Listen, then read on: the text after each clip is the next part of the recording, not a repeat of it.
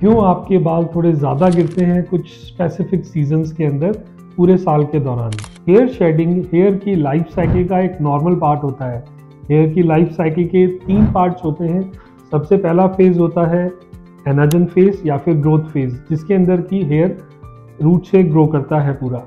Second phase होता है catagen phase या फिर रेस्टिंग फेज, इसमें की जो ग्रो किया हुआ हेयर है वो अब रेस्ट करता है। और हेयर की लाइफ साइकिल का थर्ड फेज होता है टीलोजन फेज, या वो फेज जिसके अंदर की हेयर फॉल कर जाता है, hair falls out from the skin. और उसके बाद करीबन 2 से 3 महीने के लेटेंट पीरियड के बाद नया बाल जो है वो ग्रो करना शुरू करता है और एनाजन फेज में स्कैल्प के बाहर विजिबल होता है। हेयर फॉल या फिर सिग्निफिकेंट हेयर लॉस तब कंसीडर किया जाता है जब स्कैल्प पे बालों की थिनिंग शुरू हो जाती है, बाल थिन होना शुरू हो जाते हैं, या फिर सिग्निफिकेंटली बाल खत्म हो जाते हैं, लॉस हो जाते हैं स्कैल्प से, और बॉल्डनेस विजिबल होनी शुरू हो जाती है। हेयर शेडिंग एक नॉर्मल प्रोसेस है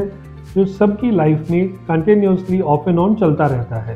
देन ऐसा क्या होता है कि कुछ स्पेसिफिक सीजन्स में हेयर शेडिंग बढ़ जाती है और कुछ स्पेसिफिक सीजन्स में हेयर शेडिंग कम हो जाती है। जब इसके लिए रिसर्च की गई तो जो ऑब्जर्वेशन निकल के आई वो ये आई कि during late summers and during early fall जो हेयर शेडिंग होती है वो थोड़ी ज़्यादा होती है, वो मैक्सिमम होती है। इस टॉपिक पे जब फर्दर रिसर्च की गई, फर्दर एनालिसिस किया गया, तो साइंटिफिकली ये चीज़ पता लगी कि during this time of the year, that is during late summers and early fall,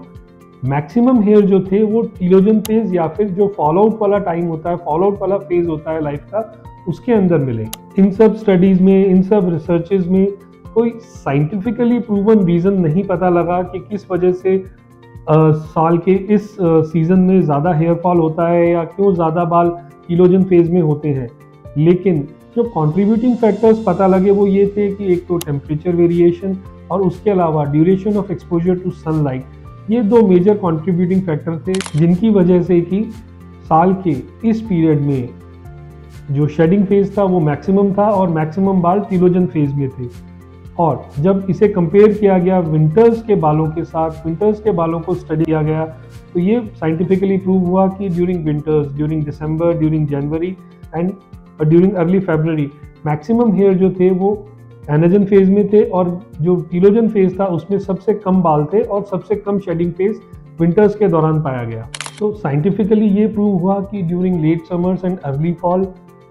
telogen count was maximum, and during winters the telogen count was minimum. And then there are some lucky ones who are not affected by this seasonal variation. So in case अगर आपको during late summers and during early fall hair shedding ज़्यादा लग रही है तो ज़्यादा stress ना लें, आप ही नहीं है, बहुत सारे लोग हैं जिनको ये प्रॉब्लम होती है इस सीज़न में। और ये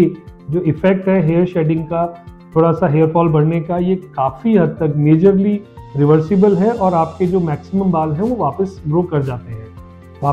जाते हैं अगर आप बालों की न्यूट्रिशन का, बालों की केयर करने का, खुद की न्यूट्रिशन का और खुद की केयर करने का ड्यूरिंग दिस पीरियड ध्यान रखते हैं, तो काफ़ी हद तक ये हेयर शेडिंग फेज रिवर्सिबल है और बाल अच्छे से ग्रो कर जाते हैं।